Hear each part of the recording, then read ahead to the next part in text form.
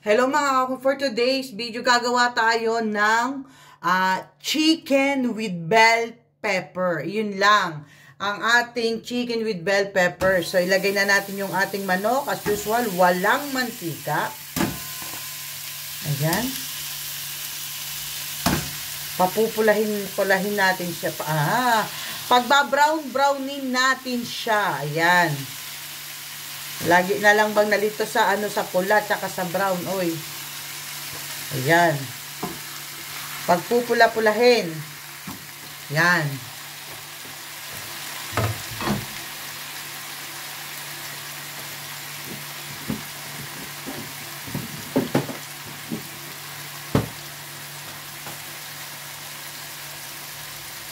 Yan, kailangan niya magpula lahat, no?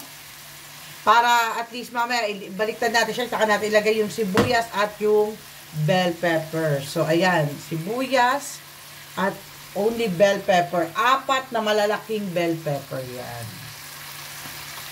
Ayan, tignan na natin kung brown na. Ayan, nagba-brown na siya, oh guys. Oh, ganyan. Ganyan lang ang Italian cuisine kasi tayo ngayon, ano? So, magba-brown lang siya. Pag nag-brown siya, oh, ganyan. Ganyan lang ang luto ng peperonata nila. They call this peperonata. Oh. Ayan.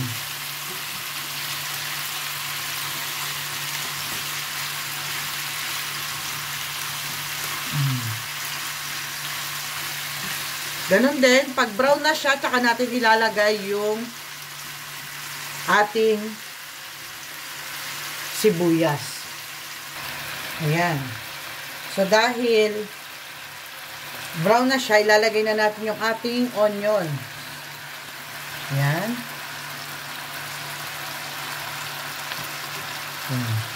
So, ikalat natin yung ating onion. And, of course, itong bell pepper natin.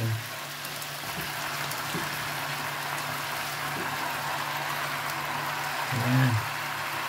Ayan. Hayaan lang natin silang maluto, no? So, ganyan guys yung kanilang peperonata. At mamaya natin lalagyan ng asin, paminta. Pag ang ating bell pepper ay malambot na. So, tatakpan natin siya ngayon guys, no? Mag-aantay tayo ng 20 minutes.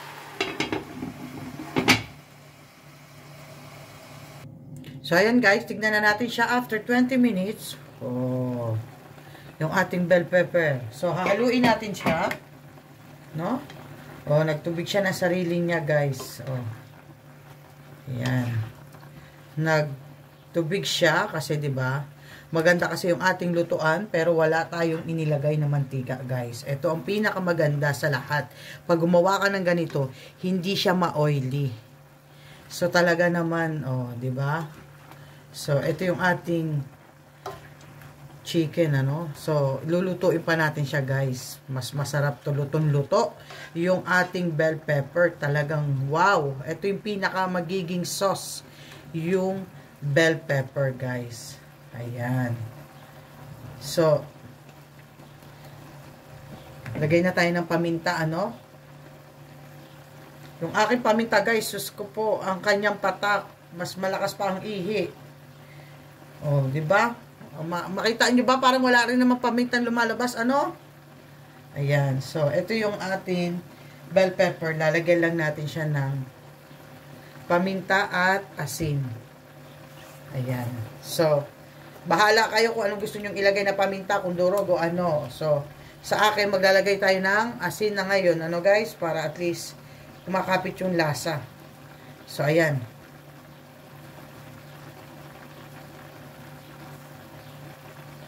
Ayan. So,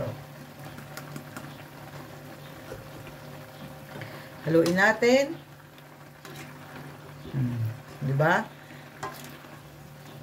Oh, nagtubig siya ng kusa. Ayan na yung pinaka magiging sauce niya, ang bell pepper, guys. Grabe, masarap to, guys. Pag nasubukan nyo to, ito lang ang sahog, bell pepper lang, wala na kayong ilalagay. Bell pepper, sibuyas lang, tapos pakukuluan nyo ng pakukuluan hanggang sa makita nyong nag-sauce na. Ayan. So, takpan natin ulit, antay tayo ulit ng another 30 minutes naman tayo ngayon, guys. 30 minutes. Ayan, guys. After 30 minutes, tignan na natin kung ano na ang lagay ng ating chicken. Uy, ay, grabe, guys. Wow, guys. Ang bango. Wow, guys. Ang sarap niya. Mga ka-cooking, itry nyo tong recipe na to. At nako, talaga naman ay patok. Magiging patok na patok sa inyong panlasa ang ating chicken with bell pepper. O, diba? Nako, guys, kung kayo ay malapit sa akin, amoy pa lang. Swak na kagad. Ubos ang isang kalderong kanin. Ayan, guys. So, medyo paaanuhin pa natin siya, no? Paiigahin pa natin siya ng konti para at least maswak na swak, no? Pero kung para sa inyo, gusto nyo ng may sabaw, eto, huwag nyo na siyang paigahin.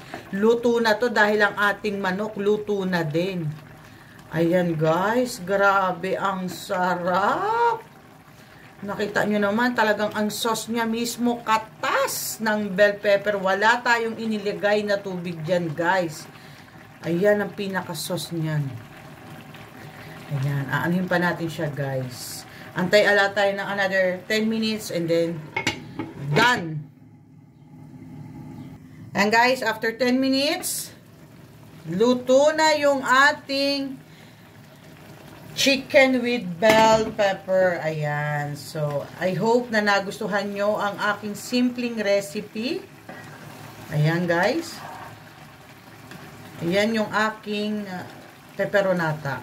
They call this pepperonata. Polo alla pepperonata. Ayan. So, ayan.